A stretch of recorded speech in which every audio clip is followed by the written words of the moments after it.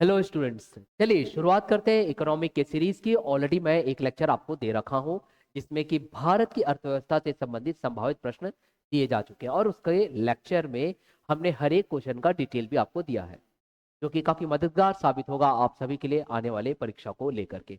तो चलिए देखते हैं कि पहला प्रश्न हम सभी के सामने क्या आता है। यह प्रश्न क्रमांक 26 अर्थात प्रश्न क्रमांक 25 तक का इससे पूर्व ही मैंने सॉल्व कर रखा है। और इस थोड़ा इसकी एजुकेशनली प्लेटफॉर्म से मैं आपका अपना क्रांति सर शुरुआत करते हैं हमारे प्रश्न क्रमांक 26 से। क्या कहता है प्रश्न क्रमांक 26 देखिए, फिर हम डिटेल को एक एक करके समझेंगे। प्रश्न क्रमांक 26 की अगर मैं यहाँ बात करूँ तो देखिए ये कह रहा है कि मुद्रास्फीति के संकेतक थोक मूल्य सूचकांक, जिसे आप होलसेल प्राइस इंडेक्स के नाम से भी जानते हैं, या फिर इन शॉर्ट अगर मैं बात करूं तो आप इसे WPI के भी नाम पर आप इसकी स्टडी करते हैं। यहाँ कह रहे हैं में निम्नलिखित में से कौन सा उत्पाद समूह सम्मिलित नहीं, देखो ये महत्वपूर्ण है, मैंने कई बार बोला जब कभी ये नहीं वाला आए आप उसे अंडरलाइन कर दीजिएगा, नहीं किया जाता है। अब चार विकल्प आपके पास दिए गए, ए प्राथमिक वस्तुएं, बी ईंधन और विद्युत शक्ति, तृतीय में दिया गया सी में विनिर्मित उत्पाद, और चतुर्थ कह रहा है इनमें से कोई नहीं। अब देखिए जब हम यहाँ पे होलसेल प्राइस इंडेक्स की अगर बात करते हैं तो आपको पता ही है होलसेल प्राइस इंडेक्स जो है ये जो सूचकांक है, ये किसी भी अंतिम वस्तु तो बाजार में व्यापार इत्यादि के लिए लाई जाएगी उसकी खुदरा मूल्य से पूर्व की थोक मूल्य के से संबंधित सूचकांक को जारी करता है। जिसमें कि सम्मिलित की अगर बात किया जाए तो आपके पास जैसे कि फल, सब्जी, फसल इत्यादि बात आती है, जो कि प्राथमिक वस्तुओं के अंतर्गत ली जा सकती है। और यहाँ पे कह रहा है कि नहीं, इसलिए आप पहले विकल्प को कैंसिल कर सकते हैं। दूसरा कह रहा है ईंधन और विद्युत शक्ति, ईंधन की अगर मैं बात करूं जैसे कोयला हो गया, पेट्रोलियम हो गया, विद्युत शक्ति की अगर बात किया जाए तो बिजली, यह सभी भी आपको WPI के अंतर्गत दिखाई देता है और हमें सिलेक्ट करना है नहीं, इस वजह से सेकंड ऑप्शन भी आप यहाँ पे कैंसिल कर दोगे। बात करें तृतीय की तो तृतीय में आप यहाँ देखिए दिया गया विनिर्मित उत्पाद, और आपको पता ही है कि जब हम WPI मतलब कि होलसेल प्राइस इंडेक्स की अगर हम यहाँ पे चर्चा करते हैं तो विनिर्मित उत्पाद भी इसके अंतर्गत हमें दिखाई देता है। अर्थात आप सी फॉर कैट को भी कैंसिल करोगे तो ऑटोमेटिकली डी फॉर डॉग आपका यहाँ पर आंसर आ जाता है, जिसमें दिया गया है इनमें से कोई नहीं। अब बात करें कुछ एक्स्ट्रा बात के फैक्टों की, तो WPI या फिर होलसेल प्राइस इंडेक्स या फिर आप थोक मूल्य सूचकांक, अगर कभी ऐसा प्रश्न आपसे पूछ दे कि ये किस मंत्रालय के द्वारा जारी किया जाता है, तो मंत्रालय का नाम आप याद रखोगे वाणिज्य और उद्योग मंत्रालय। ठीक है, क्या कहा मैंने, वाणिज्य और उद्योग मंत्रालय के द्वारा WPI जो है वह हम सभी के सम्मुख जारी किया जाता है।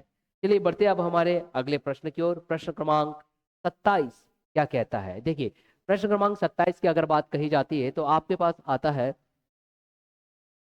कि राष्ट्रीय जलमार्ग संख्या 2 से निम्नलिखित में से किस पर स्थित है। अब आपके पास चार विकल्प दिए गए हैं, चारों विकल्प में आपको यह बताना है कि राष्ट्रीय जलमार्ग संख्या 2, अब देखिए ना सिर्फ आपको राष्ट्रीय जलमार्ग संख्या 2 अपितु आपको राष्ट्रीय जलमार्ग संख्या 1, संख्या 2, संख्या 3, संख्या 4 इत्यादि भी आपको पता होना चाहिए। उससे आपको ऐसे कई प्रकार के जो प्रश्न होते हैं उसे हल करने में काफी सुविधा होती है। जैसे कि अगर मैं बात करूं, यहाँ दिया गया है गंगा हल्दिया प्रयागराज। अब गंगा हल्दिया प्रयागराज की अगर मैं बात करूं तो देखिए ये जो है ना, ये आपके पास वेस्ट बंगाल और यूपी तरफ दिखाई देता है, और ये जो है ये राष्ट्रीय जलमार्ग संख्या 1 से संबंधित है, इसलिए आप इसे कैंसिल कर दोगे। ठीक, बात करें तृतीय की, तृतीय अगर मैं बात करूं पश्चिमी तट नहर कोटापुरम और कोल्लम, ये जो कोटापुरम कोल्लम पश्चिमी तट नहर जो आपको दिखाई दे रहा है, ये यहाँ पर ये केरल से संबंधित यहाँ पर दिखाई देता है, और यह जो है यह राष्ट्रीय जलमार्ग संख्या क्रमांक 3 के अंतर्गत यह स्थान लिया जाता है, तो ये भी आप कैंसिल कर दोगे। बात करें डी की, तो डी में आप देखिए आपके पास दे रहा है गोदावरी और कृष्णा काकीनाडा पुडुचेरी, काकीनाडा मतलब कि यहाँ पर आंध्र प्रदेश की बात हो रही है, और आपको पता ही है यह राष्ट्रीय जलमार्ग संख्या क्रमांक 3 सॉरी 4 के अंतर्गत लिया जाता है। तो हमें क्या बोला था, राष्ट्रीय जलमार्ग संख्या क्रमांक 2, तो वो उत्तर ऑटोमेटिकली आपका बी आ जाएगा, ब्रह्मपुत्र सादिया धुबरी, मतलब ये असम वाला क्षेत्र है। ये रहा उसका उत्तर, जहां पर हमने देखा राष्ट्रीय जलमार्ग संख्या क्रमांक 2 जो है विकल्प बी ब्रह्मपुत्र सादिया धुबरी इत्यादि। एक बार इस क्वेश्चन को आप देखिए, फिर मैं आपको अन्य प्रश्न की ओर आगे ले चलता हूं। चलिए अब आगे बढ़ा जाए। प्रश्न क्रमांक हमारा 28 क्या कहता है? प्रश्न क्रमांक 28 की अगर हम बात करें, 27 तक हमारा कंप्लीट हो चुका है। यहाँ देखिए, यहाँ पे कह रहे हैं कमेटी की बात। क्या कमेटी की बात की जा रही है? यहाँ कह रहे हैं भगवती कमेटी। भगवती कमेटी 1973। देखिए जितने भी कमेटी से संबंधित प्रश्न रहते हैं ना, वो काफी आपके लिए महत्वपूर्ण होते हैं।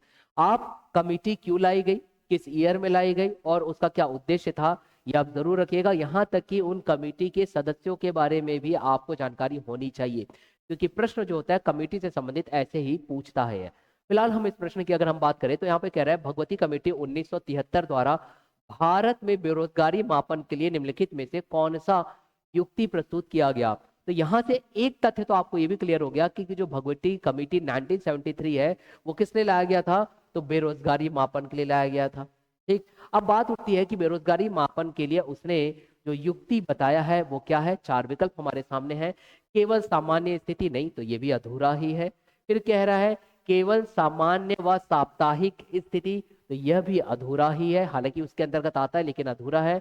बात करें तृतीय की, तो केवल सामान्य, साप्ताहिक और दैनिक स्थिति, ये इसका उद्देश्य के अंतर्गत हमें दिखाई देता है, जिसके द्वारा जो भगवती समिति 1973 है वो बेरोजगारी का मापन करता है। तो विकल्प डी में जो दिया गया केवल सामान्य, साप्ताहिक, दैनिक, इसमें जो मासिक की बात किया गया, मासिक इसके अंतर्गत नहीं आता। इस वजह से आपका जो आंसर आएगा वो है विकल्प सी, सी फॉर कैट। एक बार इस प्रश्न को आप देखिए, फिर उसके पश्चात मैं आपको आगे के प्रश्न की ओर ले चलता हूं।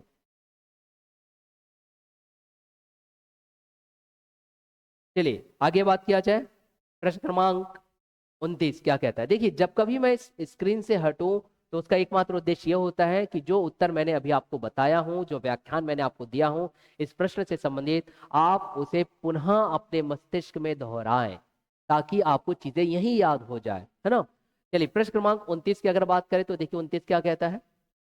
29 कह रहा है कि भारतीय अर्थव्यवस्था में नीर तथा रीर निम्नलिखित में से किस क्षेत्र से संबंधित है। देखिए नीर की अगर बात किया जाए तो यहाँ पर स्पेलिंग आपको याद रहना चाहिए। देखिए ये NEER, क्यों? तब जाकर के आप इसके फुल फॉर्म को इजीली याद कर पाओगे। रीर मतलब कि REER, ये बात कह रहा है। अब प्रश्न उठता है कि सर यहाँ पे नीर क्या है? नीर की अगर बात करें तो यहाँ पे नीर का फुल फॉर्म कह रहा है नॉमिनल इफेक्टिव एक्सचेंज रेट, और जहां पे जो रीर है वो कह रहा है रियल इफेक्टिव एक्सचेंज रेट। तो क्या है नीर? फिर बाद में हम इन प्रश्नों की बात करेंगे। नीर और रीर की अगर बात किया जाए, क्योंकि प्रश्न कह रहे हैं कि भारतीय अर्थव्यवस्था में नीर तथा रीर निम्नलिखित में से किस क्षेत्र से संबंधित है। अब यहाँ पे चार विकल्प तो आपके पास दिए गए हैं, कौन कौन सा? मुद्रा विनियमन, पेंशन प्रबंधन, प्रतिभूत प्रबंधन और इनमें से कोई नहीं। तो देखिए अगर मैं नीर फुल फॉर्म मैंने आपको बता ही दिया, नॉमिनल इफेक्टिव एक्सचेंज रेट, यहाँ पे रियल इफेक्टिव एक्सचेंज रेट, तो किसका एक्सचेंज आप करोगे? जाहिर सी बात है एक्सचेंज मतलब कि मुद्रा से संबंधित है, तो आप ए फॉर एप्पल मुद्रा विनियमन को यहाँ पर टच करोगे या फिर सेलेक्ट आप करोगे। बात करें अगर हम इससे थोड़ा सा एडवांस कुछ और एक्स्ट्रा बातें आपको बताने की, तो आपको ये याद रखना है कि यहाँ पर नीर जो है, जिसको हमने नॉमिनल इफेक्टिव एक्सचेंज रेट की बात कहे, यह विदेशी मुद्रा के तुलनात्मक घरेलू जो आपके पास, जिसे आप मुद्रा का मूल्य कहोगे सकल घरेलू मुद्रा, यस, या फिर घरेलू मुद्रा, it will be better for you to understand. आप इसे ऐसे कहिएगा कि जो यहाँ पे जो नीर है या फिर नॉमिनल इफेक्टिव एक्सचेंज रेट जो है वो विदेशी मुद्रा के मुकाबले, ध्यान से सुनिएगा, विदेशी मुद्रा के मुकाबले वो घरेलू मुद्रा के मूल्य का यहाँ पर मूल्यांकन करता हुआ दिखाई देता है। ठीक वैसे अगर हम रीर की बात करें, REER, जिसे हमने रियल इफेक्टिव एक्सचेंज रेट की बात किया, यहाँ पर भी घरेलू मुद्रा के मूल्य को लेकर के बात कहता है, लेकिन अंतर ये है कि रीर में विदेशी मुद्रा के मुकाबले के स्थान पर भारत में ही मुद्रा स्फीति को ध्यान में रख करके यह घरेलू मुद्रा के मूल्य की बात करता है। तो क्या कहा मैंने? जब हम नीर की बात करेंगे तो ये विदेशी मुद्रा के मुकाबले घरेलू मुद्रा के मूल्य की बात करता है, जबकि रीर की जब हम बात करते हैं तो मुद्रा स्फीति को ध्यान में रख करके यह घरेलू मुद्रा के मूल्य की बात करता है, यह अंतर था। लेकिन अगर ओवरऑल बात किया जाए तो किसके एक्सचेंज की बात चल रही है? मुद्रा विनिमय की बात चल रही है। तो आपका जो आंसर आएगा वह मुद्रा विनिमय हो गया। चलिए आगे बढ़ा जाए हमारे अगले प्रश्न की ओर। क्या कहता है अगला प्रश्न? प्रश्न क्रमांक 30 देखिए आप सभी के सम्मुख है। यहां पर अगर मैं बात करूं तो भारतीय रिजर्व बैंक की मौद्रिक समुच्चयों की यहाँ पे बात चली भाई। ठीक, किसके द्वारा? तो आरबीआई के द्वारा। मौद्रिक समुच्चयों में निम्नलिखित में से किसे व्यापक मुद्रा कहा है? देखिए व्यापक मुद्रा की बात चल रही है। अब आपके पास विकल्प में अगर हम देखेंगे तो M0, जिसे हम M0 भी पढ़ते हैं, M0, M1, M3 दिया गया है, और डी बोला है इनमें से कोई नहीं। फिलहाल मैं पहले उत्तर आपको बता देता हूं, फिर हर एक के पहलुओं का या फिर विकल्पों का आपको एक शॉर्ट एक्सप्लेनेशन दे दूंगा। पहली बात जो इसका उत्तर है वो है मौद्रिक समुच्चयों के अंतर्गत M3 को व्यापक मुद्रा कहा जाता है। अब बात उठती है कि व्यापक मुद्रा क्या है, बात होती है कि M0 क्या है, M1 क्या है। मैं इसे एक बार समझा देता हूँ। देखिए जब हम यहाँ पे मौद्रिक समुच्चयों की बात करते हैं, मौद्रिक समुच्चय मतलब कि मूल्य को लेकर के आरबीआई, मौद्रिक मतलब कि मौद्रिक तो आप समझ रहे हो, फिजिकल की यहाँ पे बात चल रही है यहाँ पर। तो मौद्रिक समुच्चय अर्थात बाजार में जो आरबीआई के द्वारा या फिर अर्थव्यवस्था में रिजर्व बैंक, भारतीय रिजर्व बैंक के द्वारा, यहाँ पर भारतीय रिजर्व बैंक के द्वारा जो मौद्रिक समुच्चय लाया जाता है मौद्रिक समुच्चय लाया जाता है, उसमें आपके पास M0, M1, एक और मतलब कि एक M0 आएगा, एक M1 आएगा, M2 आएगा। एक्चुअली ये जो M2 है ये M2 इसी का ही एक एडवांस रूप हमें दिखाई देता है, और M3 चार यहाँ पर हमें पढ़ने मिलता है। बात करें जब हम M0 की, जहाँ पे मौद्रिक से संबंधित आरबीआई अपने फैसले ले रहा है एक मौद्रिक समुच्चयों के तौर पर, तो यहाँ पर जो M0 है उसे हम आरक्षित मुद्रा कहते हैं। आरक्षित मुद्रा के अंतर्गत क्या क्या आएगा? आरक्षित मुद्रा के अंतर्गत बात किए तो प्रचलित मुद्रा, और उस प्रचलित मुद्रा में हम कुछ और ऐड ऑन करते हैं, जोड़ते हैं। जैसे कि हम यहाँ पर बात करते हैं आरबीआई के पास जो बैंकों की जमा राशि होती है हम उसे भी ऐड करते हैं, वो M0 में आता है। वैसे ही इस मौद्रिक समुच्चयों की बात करें तो वहां पर एक M1 भी आपको दिखाई दे रहा है, और M1 में हम जनता की जो मुद्रा है, फिर उसमें ऐड ऑन करेंगे बैंकिंग प्रणाली में जो मांग को लेकर के जमा राशि है वो, प्लस आरबीआई के पास अन्य जो कुछ भी जमा राशि होती है वो सब के सब M1 में आ जाता है। लेकिन जब हम M2 की बात करेंगे तो M2 में M1 तो आएगा ही आएगा, एक्स्ट्रा डाकघरों में जो जमा राशि उसे भी जोड़ दिया जाता है जब इस M1 में, तो वो M2 बन जाता है। अब बात करें M3 की, जो हमने आंसर यहाँ पे सेलेक्ट किया, देख लीजिए हमने यहाँ पे आंसर सेलेक्ट किया, क्या किया? M3। तो M3 को हमने क्या नाम दिया? व्यापक। वैसे ये जो M1 था वो क्या कहलाता है?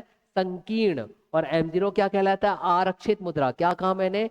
M0 को आप आरक्षित मुद्रा या प्रारक्षित मुद्रा, M1 को आपने क्या कहा? संकीर्ण मुद्रा। M1 का ही एक एडवांस रूप M2 आ जाता है, जिसमें कि M1 में हम एक एक्स्ट्रा ऐड कर देते हैं डाकघरों में जमा राशि को लेकर के, और M3 को हमने यहाँ पे व्यापक मुद्रा के तौर पर कहा। तो अब ये जो M3 है या फिर व्यापक मुद्रा है, इसके अंतर्गत हमें क्या कुछ देखने के लिए मिलता है? अगर हम M3 की बात करें तो यहाँ पर आपको जो ऐड करना पड़ेगा व्यापक मुद्रा के अंतर्गत, वह जैसे कि मैंने आपको बताया, वह है आपके पास यस M2। M2 में आपके पास M2 को आप लोगे ही लोगे, फिर आपके पास जो बैंकिंग सावधि जमा को लोगे, साथ ही साथ आप यहाँ पे कॉल या उधार सावधि जमा को लोगे। सावधि जमा मतलब कि यहाँ पे फिक्स डिपॉजिट की यहाँ पे बात चल रही है, कॉल फिक्स डिपॉजिट की बात चल रही है, मतलब कि आप उसके मैच्योरिटी से पूर्व ही ले लेते हो।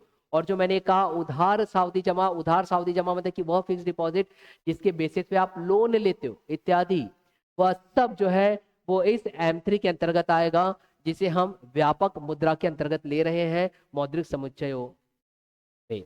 तो चलिए अब हम बात करते हैं अगले प्रश्न की। फिलहाल आप इस प्रश्न को एक बार देख लीजिए, ताकि किसी प्रकार का अगर आपके मस्तिष्क में कोई डाउट रहेगा तो वो क्लियर हो जाएगा कि हमने ऐसा इसका सिलेक्शन क्यों किया। अब बात करें अगर हम अगले प्रश्न की, तो चलिए अगला प्रश्न क्या कहता है, यहाँ देखिए।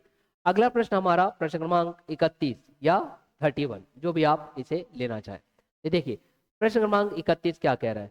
प्रश्न क्रमांक 31 की अगर हम बात करें तो यहाँ पर प्रश्न ये कहता है कि भारत में न्यूनतम समर्थन मूल्य मतलब कि आप जान ही रहे हैं, ये MSP की बात चल रहा है यहाँ पे, मिनिमम सपोर्ट प्राइस। ठीक।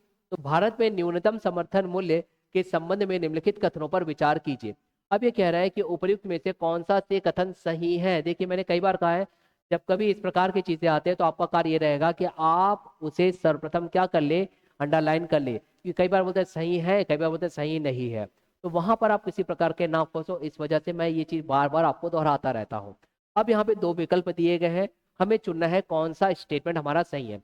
पहला अगर स्टेटमेंट हम पढ़ते हैं तो कह रहा है कृषि एवं लागत मूल्य आयोग की सलाह पर केवल केवल केवल भारत सरकार जो है वो खरीफ और रबी फसलों के लिए घोषित करता है। तो यह स्टेटमेंट बिल्कुल सही है, क्योंकि खरीफ और रबी फसलों के लिए ही भारत सरकार ही यहाँ पे एकमात्र अथॉरिटी है भाई, जो ये जारी करता है। तो पहला स्टेटमेंट तो हमारा सही आ गया। ठीक, सेकंड पढ़ते हैं। न्यूनतम समर्थन मूल्य व खरीद मूल्य हमेशा समान होता है। देखो ये क्या कह रहा है, हमेशा समान होता है, तो ये रॉन्ग है भाई, ये हमेशा समान नहीं होता। क्यों? क्योंकि न्यूनतम समर्थन मूल्य तो आपने भारत सरकार के द्वारा फिक्स कर दिया गया, जबकि जो खरीद मूल्य है वो निर्भर करता है परिस्थितियों पर, कम भी हो सकता है, ज्यादा भी हो सकता है, इत्यादि इत्यादि। इसलिए आप ये कभी नहीं कह सकते कि ये समान होगा ही। यही कारण है कि भारत सरकार के द्वारा खरीफ फसल या रबी फसल की जो आपके पास उत्पादन आ रहा है उसको किसान भाइयों को, उनको किसी भी प्रकार के उनके उपज का लॉस ना हो, अगर मार्केट में वैल्यू डाउन हो जाती है तो उनको अपनी तरफ से एक फिक्स राशि देगा, जिसे मिनिमम सपोर्ट प्राइस कहते हैं। इससे किसान का जो कॉन्फिडेंस है वो बढ़ेगा और वो उत्पादन के क्षेत्र से पीछे ना हट करके कृषि कार्य करते रहेंगे। इस उद्देश्य के साथ यह एमएसपी तय किया जाता है। तो अब आपके पास क्या हो गया, एक और दो, एक और दो में हमने दो तो रॉन्ग कर दिया, प्रथम हमारा सही है। तो किस विकल्प के साथ आप जाओगे, तो ए फॉर एप्पल केवल एक आपको दिखाई दे रहा है। एक बार इस प्रश्न को आप देखिए, फिर मैं इसे आगे बढ़ाता हूं। चलिए आगे बढ़ाया जाए, क्या कह रहा है नेक्स्ट प्रश्न, अगला क्वेश्चन।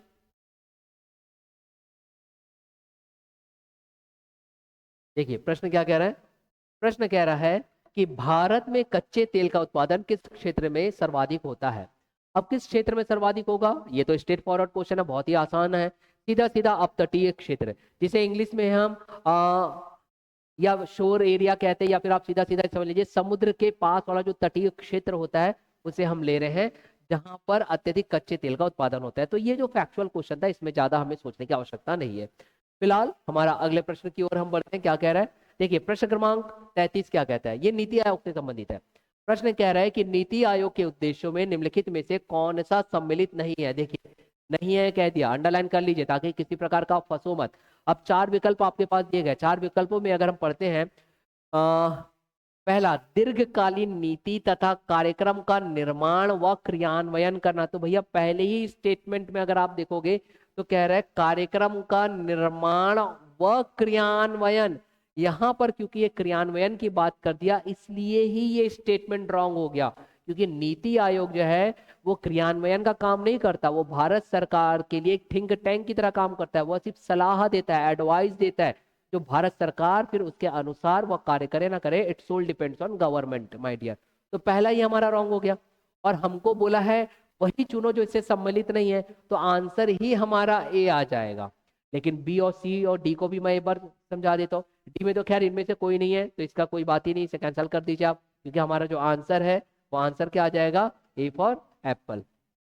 क्यों? क्योंकि यही जो है वो सम्मिलित नहीं है। अगर हम नेक्स्ट अगर बात करें तो देखिए हमारे पास क्या आता है, बात आ रहा है सहकारी संघवाद की स्थापना को बढ़ावा देना। तो ये स्टेटमेंट सही है। क्यों सही है? क्योंकि नीति आयोग का कार्य यही है कि भारत सरकार और राज्य सरकार से संबंधित अन्य जो है उनके बीच सामंजस्य स्थापित करना, ताकि योजनाओं का सही क्रियान्वयन भारत सरकार कर सके, उसके लिए सलाह देता है। तो भाई ये आपका सही हो गया सहकारी संघवाद, मगर हमको तो बोला था जो संबंधित नहीं है। ठीक वैसे ही बोल रहा है यहाँ पर, देखिए अंत क्षेत्रीय मुद्दों के समाधान के लिए एक मंच प्रदान करना। तो ये भी स्टेटमेंट सही है। अगर किसी प्रकार का कोई कंट्रोवर्सी डेवलप हो जाता है तो उस कंट्रोवर्सी को खत्म करने के लिए यह नीति आयोग एक मंच, एक स्टेज प्रदान करता है। लेकिन हमको बोला नहीं वाला, तो आपका ये भी कैंसिल हो गया, तो विकल्प आ गया ए फॉर एप्पल। चलिए आप इस प्रश्न को देखिए, फिर हम बढ़ते हैं हमारे अगले प्रश्न की ओर।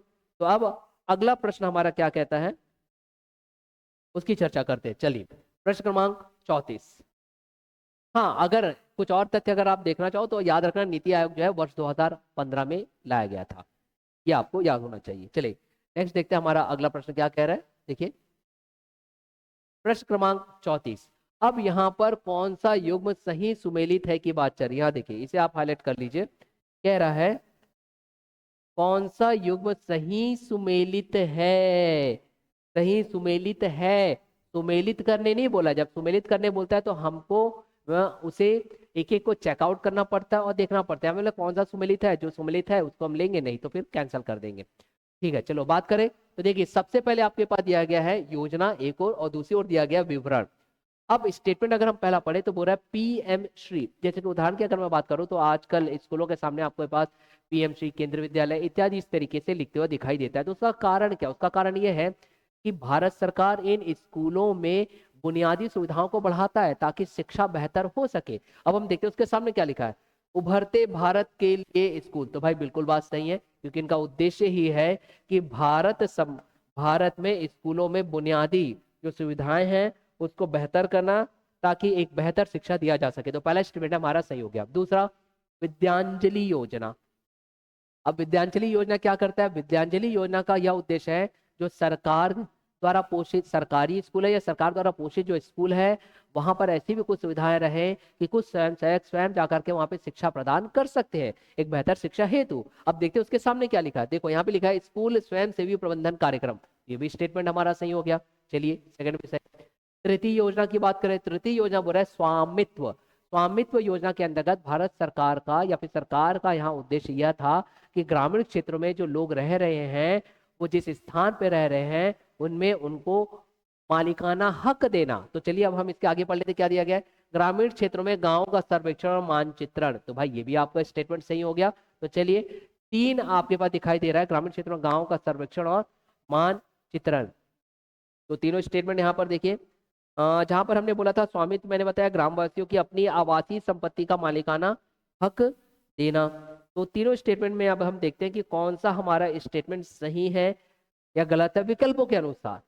क्योंकि हमको क्या बोला, युग्म सही है बोला है ना। तो यहाँ देखिए, ग्रामीण क्षेत्रों में गांव का सर्वेक्षण और मानचित्रण। तो भाई ये स्टेटमेंट तो आप रॉन्ग ले लीजिए। क्यों रॉन्ग ले लीजिए? यहाँ देखिए क्यों, क्योंकि अभी मैंने आपका एक्सप्लेनेशन दिया ना। एक्सप्लेनेशन क्या दिया कि स्वामित्व योजना के अंतर्गत भारत सरकार यह चाहती है कि ग्रामीण क्षेत्रों का जो आवासीय स्थान है उनमें उनको मालिकाना हक देना। और यहाँ पे ग्रामीण क्षेत्रों में गांव का सर्वेक्षण मानचित्रण की बात कर रहा है, इसलिए ये रॉन्ग कर दीजिए आप। विकल्प एक और दो, तो एक और दो हमारा सही होना चाहिए। तो देखिए बी विकल्प आपको दिखाई दे रहा है, केवल एक व दो। तो this is the answer my dear. Is this clear? चलिए आगे बढ़ा जाए, हमारा अगला प्रश्न क्या कहता है। नेक्स्ट क्वेश्चन, ये देखिए अगला प्रश्न कह रहा है कि प्रधानमंत्री कौशल विकास योजना, ये बहुत महत्वपूर्ण है। आप इसका डेट भी याद रखेंगे, आप इसके उद्देश्य को भी याद रखेंगे तो आपके लिए आगामी परीक्षाओं के लिए काफी मददगार साबित होगा यह प्रश्न। तो प्रधानमंत्री कौशल विकास योजना किस वर्ष प्रारंभ किया गया? तो सीधा सीधा इसका आंसर है, फैक्चुअल है, वह है 16 जुलाई 2015। This is the answer. लेकिन आपको यह जानना है कि प्रधानमंत्री कौशल विकास योजना इसका उद्देश्य क्या है।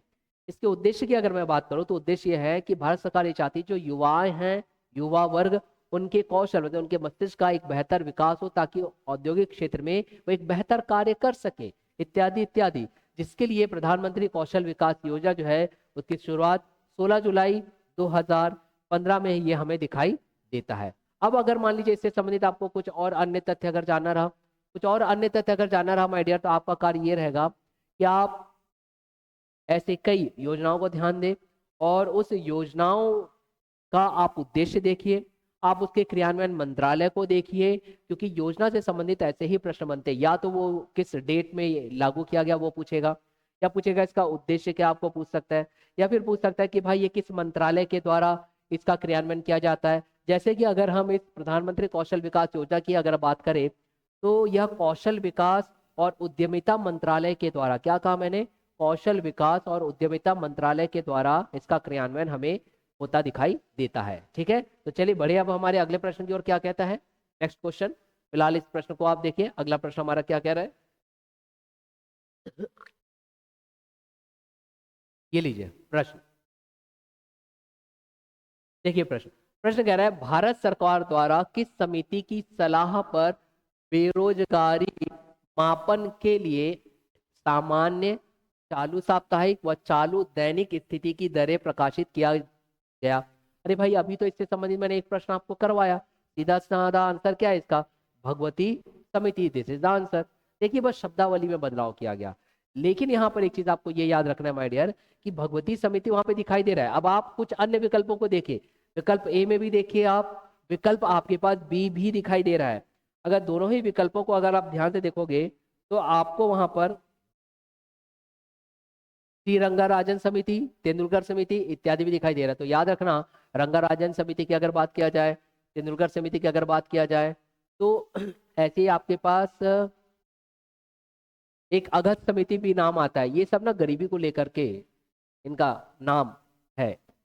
गरीबी को किस प्रकार से दूर किया जाए, कैसे उसका मूल्यांकन किया जाए, क्या कोई भारत सरकार को कार्य करना चाहिए, इन्होंने सलाह दिया था, याद रखना। लेकिन जब बेरोजगारी, गरीबी मतलब कि गरीबी और बेरोजगारी की मैं बात कर रहा हूँ यहाँ पे, तो बेरोजगारी मापन के लिए अगर सामान्य चालू और साप्ताहिक की अगर बात किया जाए, चालू साप्ताहिक और चालू दैनिक स्थिति, तो आप सिर्फ और सिर्फ भगवती समिति को ही कंसिडर करोगे। चलिए आगे बढ़ा जाए, नेक्स्ट क्वेश्चन।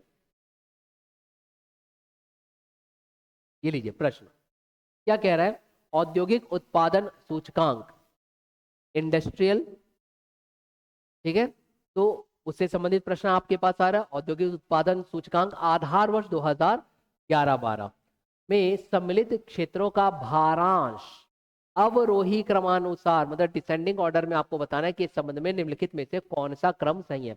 अब इस प्रकार के प्रश्नों को आप कैसे हल करोगे, आपके पास जो 8 कोर सेक्टर है, सभी कोर सेक्टर का अपना अपना एक प्रतिशत दिया रहता है, किसका किसका क्या योगदान रहा है, आप उन्हें बिल्कुल याद कर लीजिएगा, या इकोनॉमिक सर्वे से देखिए, या फिर भारत सरकार के संबंधित मंत्रालय के सीधा रिपोर्ट या फिर वेबसाइट में जाकर के आप इसे प्राप्त कर सकते हो। फिलहाल अगर मैं इस प्रश्न की अगर बात करूं, तो इस प्रश्न का भारांश के आधार पर जो बंटवारा हुआ है वो है 37 का विकल्प, एक मिनट, विनिर्माण, ठीक ठीक ठीक, ये नहीं आएगा, इसमें आएगा विनिर्माण, खनन और विद्युत। क्यों, क्योंकि जब हम विनिर्माण की बात करते हैं तो विनिर्माण में हमें दिखाई देता है लगभग 77.63। वही अगर हम खनन की अगर बात करें तो 14.32 के आसपास हमें दिखाई देता है ये। और वही अगर हम विद्युत का भारांश देखें तो विद्युत का भारांश हमें लगभग 7.99 दिखाई देता है। तो देखिए ये अवरोही क्रम में जम गया। इस हिसाब से इसका विकल्प क्या आ जाएगा, डी फॉर डॉग। और मैंने आपको पूर्व में ही बता रखा हूं कि कहां से आपको इस प्रकार के प्रश्नों को हल करने के लिए डेटा मिलेगा। चलिए बढ़े हम हमारे अगले प्रश्न की ओर, क्या कहता है नेक्स्ट क्वेश्चन। देखिए, भारत की विदेशी मुद्रा भंडार के आरक्षित भंडार के में कौन सा सम्मिलित होता है, आरक्षित भंडार। तो विकल्प ए बोल रहा है केवल विदेशी मुद्रा अस्थियां, तो यह अधूरा है, तो फिलहाल ना लो। हो रहा है सेकंड, केवल विदेशी मुद्रा अस्थियां व सोना, तो ये भी अधूरा ही है। ठीक कह रहा है केवल विदेशी मुद्रा अस्थियां, सोना व SDR, तो ये भी अभी अधूरा ही है। डी में अगर हम जाते हैं तो डी तो आपका आंसर आ ही गया, 3 अगर रॉन्ग हो गया तो केवल विदेशी मुद्रा अस्थियां, सोना, SDR व RTP, ये कंप्लीट जब आएगा तब जाकर के आप बोलोगे कि भारत की विदेशी मुद्रा भंडार में, आरक्षित भंडार में लिया जाता है इसे। अब ये है क्या, देखिए अगर मैं यहाँ पे बात करूँ तो आपने यहाँ पे देखा SDR की जो बात चल रही है वो स्पेशल ड्राइंग राइट्स की बात चल रही है, और RTP की यहाँ पे जो बात चल रही है माय डियर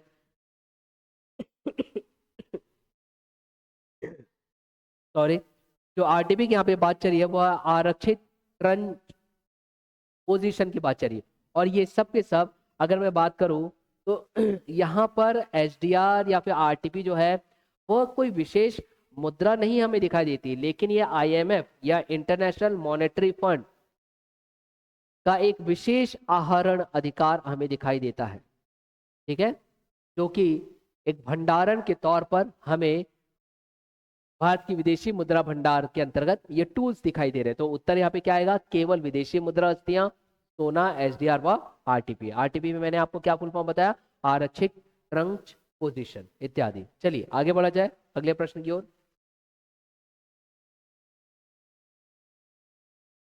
प्रश्न कह रहा है निम्नलिखित में से कौन सा ब्रेटन वुड्स संस्था के रूप में प्रसिद्ध है। देखिए ब्रेटन वुड्स संस्था के रूप में कौन सा प्रसिद्ध है कि यहाँ पे बात चल रही है। तो ब्रेटन वुड्स की अगर मैं बात करूं तो सर्वप्रथम आप ये याद रखिएगा, ब्रेटन वुड्स जो है इससे संबंधित ईयर 1944 को यह हमें दिखाई देता है, जिसका मुख्य उद्देश्य यह है कि जो रोजगार से संबंधित कार्य करना। दूसरा हमें दिखाई देता है कि सर्वप्रथम और बहुत ही महत्वपूर्ण इसका उद्देश्य वो है आर्थिक स्थिरता लाना। इसका ब्रेटन वुड्स का आर्थिक स्थिरता लाना। अब इससे संबंधित हमारे पास क्या दिखाई देता है, अगर हम इसमें चर्चा करें माय डियर, तो आपके पास यह है क्या, तो ये अंतर्राष्ट्रीय मुद्रा कोष, हाँ ये इसके अंतर्गत आता है, लेकिन ये फिर भी अधूरा है।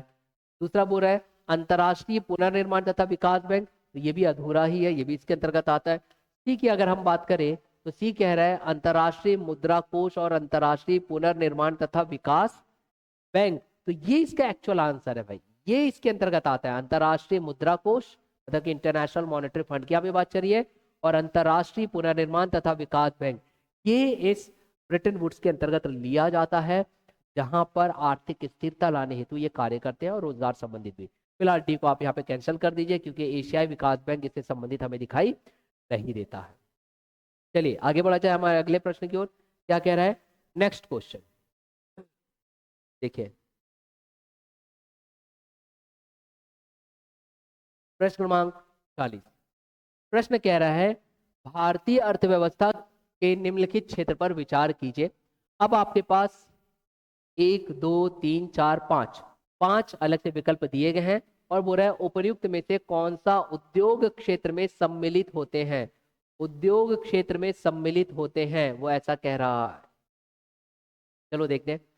पहला बोल रहा है खनन एवं उत्खनन। देखिए यहाँ पे खनन एवं उत्खनन मतलब कि माइनिंग एंड क्वेरिंग की बात चल रही है। जब हम यहाँ पे माइनिंग और क्वेरिंग की बात करेंगे माय डियर, ध्यान दीजिएगा, तो वो तो हमारे पास उद्योग क्षेत्रों के अंतर्गत आ जाएगा। चलिए तो पहला तो हमारा आ ही गया। नेक्स्ट बोल रहा है विद्युत गैस व जल आपूर्ति। तो विद्युत गैस व जल आपूर्ति, विद्युत मतलब की बिजली उत्पादन करना, गैस इत्यादि आप समझ रहे हो, तो यह भी हमारे पास उद्योग क्षेत्र के अंतर्गत ही लिया जाता है। तृतीय विनिर्माण की बात चल रही है, मैन्युफैक्चरिंग, तो विनिर्माण भी हमारे पास आएगा।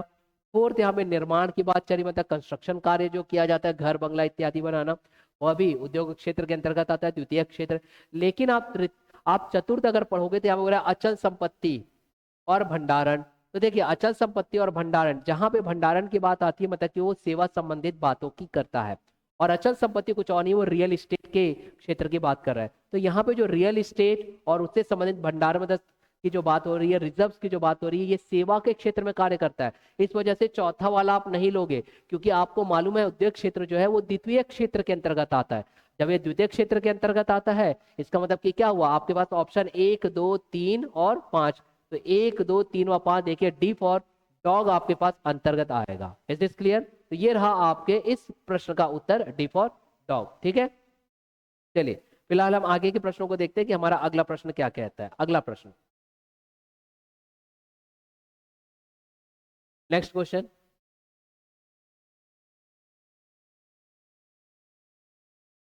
चलिए अगला प्रश्न देखिए। प्रश्न कह रहा है राष्ट्रीय आय से संबंधित, यहाँ पे प्रश्न पूछ रहा है, क्या पूछ रहा है, राष्ट्रीय आय के संबंध में निम्नलिखित कथनों पर विचार कीजिए। ये स्टेटमेंट जरूर पढ़ना, मैं कई बार कहता हूँ ये स्टेटमेंट आपको पढ़ना बहुत अत्यंत आवश्यक है। उपर्युक्त में से कौन सा कथन सही है, देखिए जो कथन सही है अब हम उसे ही लेंगे। चलिए एक एक करके पढ़ते हैं। पहला बोल रहा है नाम मात्र सकल घरेलू उत्पाद, तो भैया ये नाम मात्र सकल घरेलू उत्पाद एक साथ है ना, ये एक साथ है, ठीक है। तो नाम मात्र सकल घरेलू उत्पाद एक वित्तीय वर्ष के उत्पादित अंतिम वस्तुओं और सेवाओं का बाजार मूल्य है, जबकि वास्तविक सकल घरेलू उत्पाद जो है वो मुद्रास्फीति की समायोजित माप है। तो भाई ये स्टेटमेंट तो बिल्कुल सही है, बिल्कुल सही है, क्योंकि वास्तविक सकल घरेलू उत्पाद जो होता है वो मुद्रास्फीति से संबंधित ही वहां पर वो हमें डेटा या आंकड़े देता है। तो पहला स्टेटमेंट तो हमारा सही हो गया।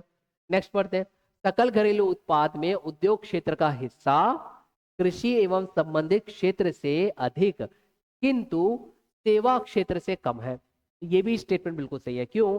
क्योंकि कृषि क्षेत्र का लगभग 18%, तो उद्योग क्षेत्र का लगभग हमको ये 32 के आसपास, 32 से 35 40 के आसपास आपके पास दिखाई दे देगा, जबकि सेवा क्षेत्र में तो हमें बहुत ज्यादा दिखाई देता है। तो आपके पास जो सेकंड स्टेटमेंट है वो भी सही है।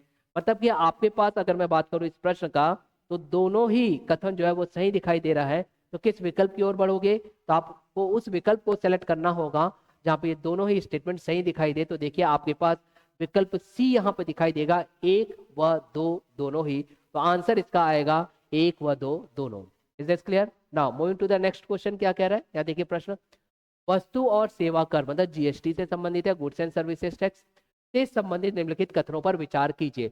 अब आपके पास यहाँ पे 3 कथन दिए गए हैं। ये कह रहा है उपयुक्त में से कौन सा कथन सही है। देखिए फिर से सही है की बात कर रहा है, तो मैं इसे पहले हाईलाइट कर लेता हूँ आप सभी के लिए। ये हाईलाइट हो गया। अब एक एक करके पढ़ लेते हैं। पहला स्टेटमेंट कह रहा है कि जीएसटी जो है वस्तु और सेवा कर इसे भारत में 1 जुलाई 2017 को लागू किया गया। तो भाई ये स्टेटमेंट तो बिल्कुल सही है कि इसे भारत में 1 जुलाई 2017 को जीएसटी को लाया गया था। और आपको मालूम है जब जीएसटी आया तो किसी अन्य एक नेता के द्वारा इसे गब्बर सिंह टैक्स का भी नाम दिया गया है ना, इत्यादि इत्यादि। वो राजनीति खेल है, हमको उसमें नहीं जाना है। दूसरा बोल रहा है इसमें प्रत्यक्ष व अप्रत्यक्ष कर का सम्मिश्रण है। तो भाई ये स्टेटमेंट रॉन्ग हो गया। क्यों रॉन्ग हो गया? क्योंकि इसमें प्रत्यक्ष कर नहीं लिया जाता, हाँ अप्रत्यक्ष कर लिया जाता है, अप्रत्यक्ष कर लिया जाएगा, ये प्रत्यक्ष नहीं लिया जाता। क्योंकि प्रत्यक्ष कर तो आपका जो पेमेंट होता है उससे डायरेक्ट काट लेती सरकार, लेकिन अप्रत्यक्ष कर वो होता है जैसे कि आप कुछ सामान खरीद रहे हो तो उस पर लगा हुआ टैक्स, वो इसमें इन्वॉल्व होता है। नेक्स्ट बोल रहा है या उत्पादन आधारित कर है। भैया उत्पादन आधारित कर नहीं, ये भी रॉन्ग हो गया इस एक वर्ड की वजह से। क्यों? क्योंकि उत्पादन आधारित नहीं, ये उपभोग आधारित है। क्योंकि गुड्स एंड सर्विस टैक्स बोल रहा है, जो इसका नाम है उसी से आपको समझ में आता है। तो आपके पास वो कथन एकमात्र एक है सही है, तो आप किसे लोगे? देखो ए फॉर एप्पल आपको दिखाई दे रहा है केवल एक। तो this is the answer my dear. एक बार आप क्वेश्चन देख लीजिए, फिर मैं प्रश्नों को आगे लेकर के चलता हूँ। नेक्स्ट क्वेश्चन आगे बढ़ाया जाए, चलिए क्या कह रहा है।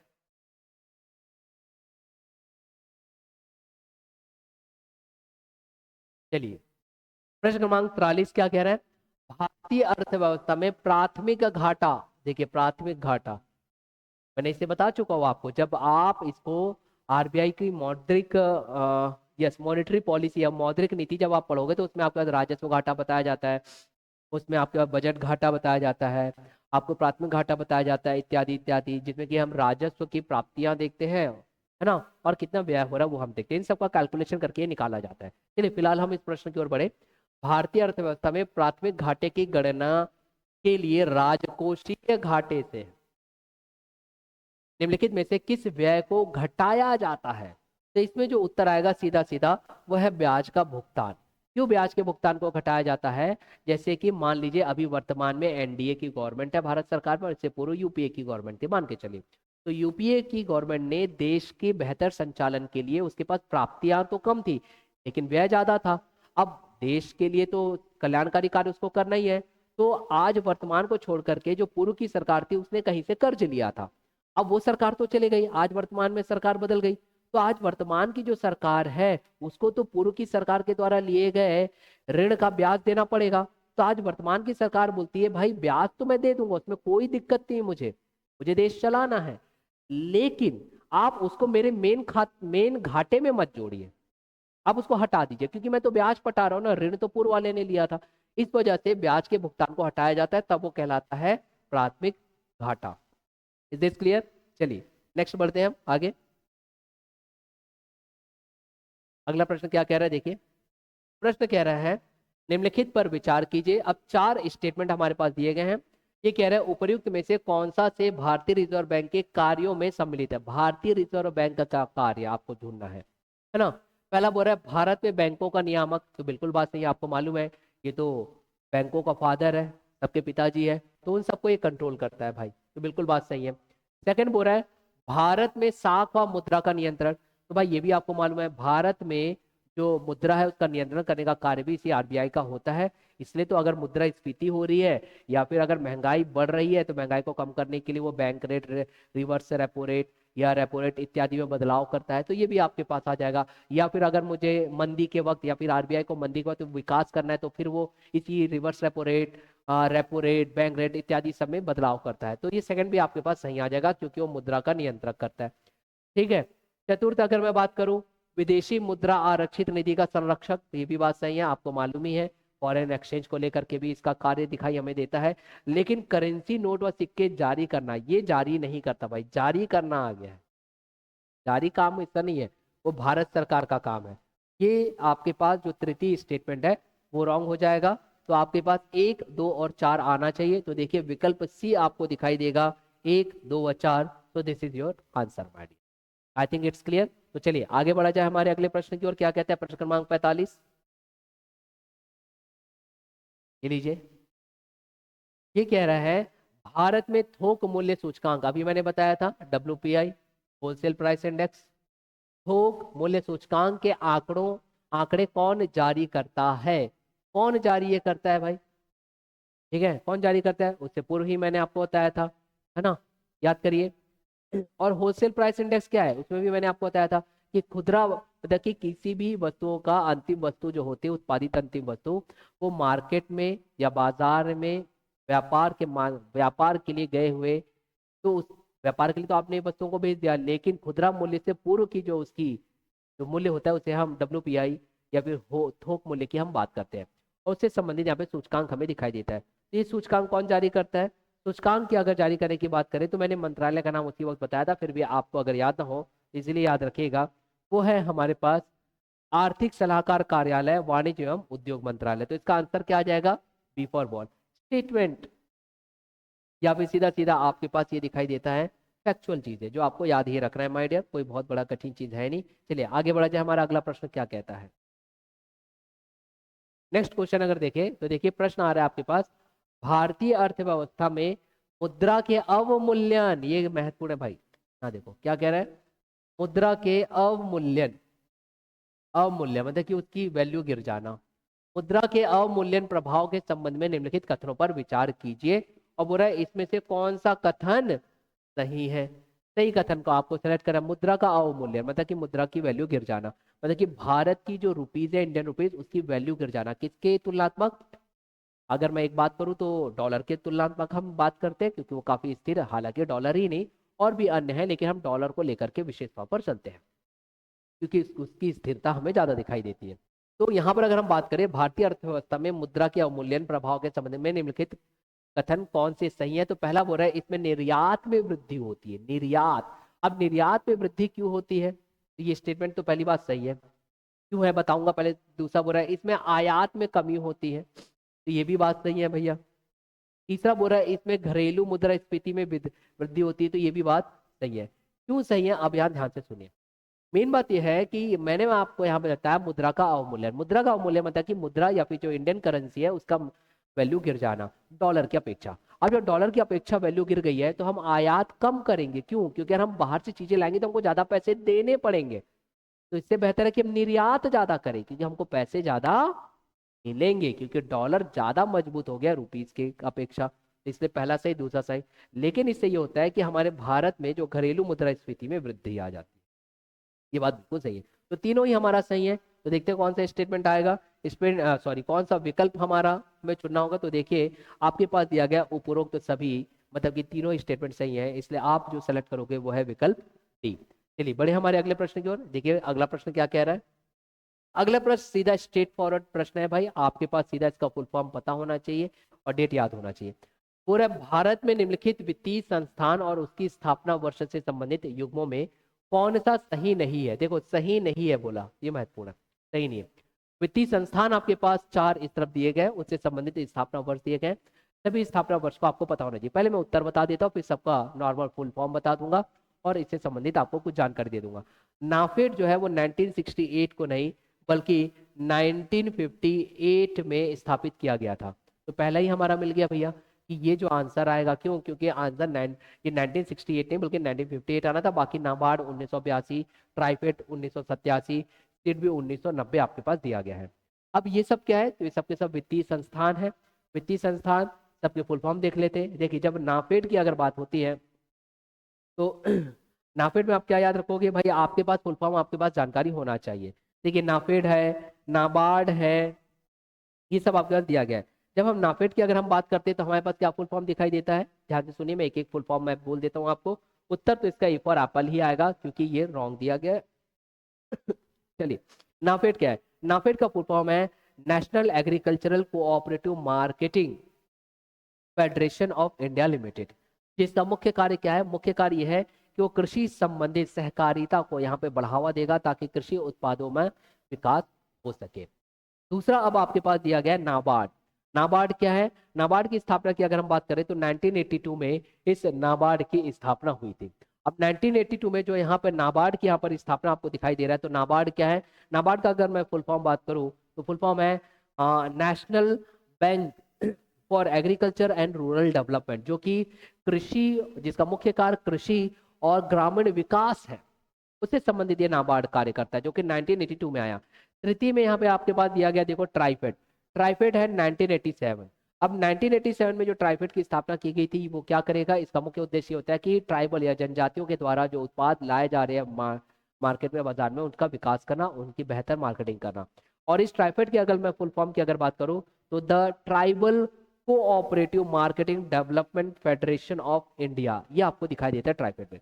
वैसे ही चतुर्थ की अगर मैं बात करूं तो यहाँ पे दिखाई दे रहा है सिडबी 1990। तो ये भी बात सही है कि सिडबी जो है वो 1990 में ये लाया गया था। और अगर मैं सिडबी की अगर बात करूं कि सर सिडबी का फुल फॉर्म क्या है, तो सिडबी का फुल फॉर्म है small industrial development bank of India, जो कि लघु क्षेत्र के जो बैंक है उनके विकास का यह कार्य करता है। तो यह था हमारा इनका फुल फॉर्म, जो आपको याद होना चाहिए। साथ ही साथ उसके स्थापना वर्ष जो मैंने आपको यहाँ पे बात किया, नाबेड 1982 सही है, ट्राइफेड 1987 सही है, सिडबी 1990 बिल्कुल सही है। बस एक ही गलत था, नाफेड 1968 की जगह 1958, जो कि एग्रीकल्चर के क्षेत्र में विकास करने की बात करता है, कृषि के क्षेत्र में। चलिए बढ़ा जाए हमारे अगले प्रश्न की ओर। क्या कह रहा है प्रश्न क्रमांक 48? देखिए कह रहा है कि भारत में गरीबी से संबंधित निम्नलिखित कथनों पर विचार कीजिए। अब वो कह रहा है कि उपयुक्त कथनों में से कौन सा कथन सही है। देखिए फिर से हाईलाइट कर लीजिए कौन सा कथन सही हमें चुनना है। पहला कह रहा है कि भारत सरकार द्वारा गरीबी रेखा का निर्धारण के लिए लकड़वाला समिति, देखो लकड़वाला समिति का गठन किया गया था, तो ये बात बिल्कुल सही है, लकड़वाला समिति का गठन किया गया था। हालांकि अगर हम यहाँ पे बात करें गरीबी को लेकर के, तो सिर्फ लकड़वाला समिति ही नहीं आता, पहले तो ये स्टेटमेंट को आप राइट कर लीजिए। आपके पास और भी कई समिति है, जैसे कि अगर समिति की अगर मैं बात करूं तो आपके पास यहाँ पे दिखाई देगा तेंदुलकर समिति, जो लगभग वर्ष 2009 के आसपास दिखाई देता है। ऐसी एक समिति हमको वर्ष 2012 में दिखाई देता है, रंगा राजन समिति। हमें बस एक और समिति दिखाई देता है, अलग समिति, वर्ष 2000 के आसपास। जो ये सब क्या है, ये गरीबी से संबंधित अपने विचारों को प्रकट किए थे। तो फिलहाल हम यहाँ पे बात लकड़वाला समिति की करें तो लकड़वाला समिति से संबंधित हमें क्या दिखाई दिया कि भारत सरकार द्वारा गरीबी रेखा का निर्धारण के लिए लकड़वाला समिति का गठन किया गया था, जो कि सर्वप्रथम हमें दिखाई दे रहा था। तो ये स्टेटमेंट सही है। सेकंड बोल रहा है भारत में स्वीकृत औसत कैलोरी आवश्यकता ग्रामीण क्षेत्रों में प्रति व्यक्ति 2400 कैलोरी और शहरी क्षेत्रों में प्रति व्यक्ति 2100 कैलोरी की बात इसने कहा था। तो बात बिल्कुल सही है, क्योंकि आपको मालूम ही है ग्रामीण क्षेत्र में जो हमारे भाई बंधु जन होते हैं वो बहुत अधिक कठिन परिश्रम करते हैं, तो उनको प्रति व्यक्ति जो है उनको अधिक ऊर्जा की आवश्यकता हो रही है, इसलिए यहाँ पे 2400 कैलोरी की बात की गई। जबकि शहरी क्षेत्रों में 2100 कैलोरी, क्योंकि वहां पर ग्रामीण क्षेत्रों की तुलना में अगर मैं बात करूं तो हमें उतनी ज्यादा ऊर्जा की आवश्यकता नहीं होती, क्योंकि हम उतना ज्यादा कठिन परिश्रम का कार्य नहीं करते, इसलिए यहाँ पे 2100 कैलोरी की यहाँ पे बात की गई है। तो दोनों ही स्टेटमेंट हमारा सही है। तो उपयुक्त कथन में से कौन सा कथन सही है? दोनों सही है। अगर दोनों सही है तो हम किस विकल्प की ओर बढ़ेंगे? तो चलिए विकल्प को हम देख लेते हैं। ऐसा विकल्प हमें चुनना होगा जो दोनों ही स्टेटमेंट को हमें यहाँ पे प्रदर्शित करिए। तो देखो आपके पास विकल्प सी दिखाई दे रहा है, एक और दो दोनों ही, तो विकल्प सी जो है वो उसका उत्तर आएगा। ठीक, चलो बढ़ा जाए हमारे अगले प्रश्न की ओर। देखिए प्रश्न क्या कह रहा है, 49वां 49, व्यक्तियों या परिवारों के पास सरकार द्वारा उनकी आय और संपत्ति पर लगाए गए प्रत्यक्ष करों की कटौती के बाद प्राप्त आय को क्या कहते हैं? देखिए भारत सरकार, आपको मालूम है, आपका जो कोई भी पेमेंट हो रहा होता है उससे वो कुछ कर ले लेती है। तो जब वो कर ले लेगी तो अब कर लेने के पश्चात वो क्या कहलाता है? तो वो कहलाता है व्यक्तिगत प्रायोज्य आय कहलाता है, व्यक्तिगत प्रायोज्य आय। कब? जब भारत सरकार के द्वारा आपसे टैक्स ले लिया जाता है। तो इसे इंग्लिश में हम क्या कहते हैं? पर्सनल डिस्पोजेबल इनकम ये कहलाता है। क्या कहलाता है ये? पर्सनल डिस्पोजेबल इनकम, याद रखिएगा। चलिए बढ़ा जाए हमारे अगले प्रश्न की ओर। प्रश्न क्रमांक 50 के लीजिए। प्रश्न क्रमांक 50 क्या कह रहा है? देखिए निम्नलिखित स्थानों पर विचार, सॉरी संस्थानों पर विचार कीजिए। फिर कह रहा है उपयुक्त में से कौन सा बैंक किसान क्रेडिट कार्ड, जिसे हम केसीसी के नाम से भी जानते हैं, किसान क्रेडिट कार्ड योजना के अंतर्गत किसानों को ऋण प्रदान करता है। अब पहले तो मैं किसान क्रेडिट कार्ड की यहाँ पे अगर चर्चा करूँ, फिर उसके बाद मैं इस पर आंसर बता ही दूंगा, तो काफी आसान होगा। बात करेंगे हम किसान क्रेडिट कार्ड योजना की, तो किसान क्रेडिट कार्ड योजना हमको वर्ष 1998 में दिखाई देता है, क्योंकि आरवी गुप्ता समिति के रिकमेंडेशन के बाद भारत सरकार के द्वारा यह लाया गया, जिनका उद्देश्य यह है कि इस किसान क्रेडिट कार्ड के माध्यम से भारत सरकार यह चाहती है कि जो किसान भाई बंधु है हमारे, वो बैंकों के माध्यम से लोन ले सके और उस लोन का उपयोग वो कृषि संबंधित जो आवश्यकताओं की चीजें रहती है उसको खरीद सके, इत्यादि इत्यादि। इसके लिए एक किसान क्रेडिट कार्ड जारी किया जाता है। अब बात करते हैं कि किसान क्रेडिट कार्ड जारी कौन करेगा। तो आपके पास देखिए 5 यहाँ पे बैंकों की बात चल रही है। एक चल रहा है सार्वजनिक क्षेत्र के बैंक, तो भाई बात बिल्कुल सही है, ये भी जारी करता है। दूसरा निजी क्षेत्र के अनुसूचित वाणिज्य बैंक, ये भी जारी करता है। तृतीय बोल रहा है क्षेत्रीय ग्रामीण बैंक, तो भाई ये भी यहाँ पर इससे इन्वॉल्व हमें दिखाई देता है। ग्रामीण शहरी बैंक भी और लघु वित्त बैंक भी, सभी के सभी जो बैंक है वो किसान क्रेडिट कार्ड यहाँ पर जारी करते हैं। कौन कौन? लघु वित्त बैंक, ग्रामीण वित्त बैंक, ग्रामीण सहकारी बैंक, निजी क्षेत्र के अनुसूचित वाणिज्यिक बैंक और सार्वजनिक क्षेत्र के बैंक। मतलब कि पांचों स्टेटमेंट हमारा आएगा। देखते हैं विकल्प हमें ऐसा मिलता है या नहीं। तो देखिए आपके पास विकल्प डी दिखाई दे रहा है, उपर्युक्त सभी। तो इसका आंसर क्या आ जाएगा? उपर्युक्त सभी। चलिए बढ़ा जाए हमारे अगले प्रश्न की ओर। प्रश्न क्रमांक 51 क्या कहता है? देखिए 51 ये कह रहा है कि भारतीय रिजर्व बैंक द्वारा मौद्रिक नीति के उपकरण के रूप में तरलता समायोजन सुविधा, इंपॉर्टेंट है, तरलता समायोजन सुविधा के अंतर्गत निम्नलिखित में से किसे सम्मिलित नहीं किया जाता? नहीं किया जाता बोल रहा है, नहीं किया जाता। फिर से मैं पढ़ रहा हूं, भारतीय रिजर्व बैंक द्वारा मौद्रिक नीति के उपकरण के रूप में तरल समायोजन सुविधा के अंतर्गत निम्नलिखित में से किसे सम्मिलित नहीं किया जाता? तो नहीं किया जाता, तो इसमें रेपो दर को तो भाई किया जाता है। और क्यों? क्योंकि रेपो दर आपको मालूम है, आरबीआई से बैंक जब पैसे लेते हैं, उधार लेते हैं, तो एक रेट ऑफ इंटरेस्ट पे आरबीआई उनको देता है, उसको रेपो रेट कहते हैं। तो ये तो मौद्रिक नीति के अंतर्गत हमें एक उपकरण के तौर पर दिखाई देता है। उसने बोला नहीं लिया जाता, तो आप इसे कट कर दीजिए, क्योंकि रेपो रेट आपको मालूम है, बैंक आरबीआई और बैंक को भी जो रिलेशन है वो यही है कि बैंक ये चाहता है कि भारत की अर्थव्यवस्था में मौद्रिक नीति का वो नियंत्रण करे। तो कैसे करेगा?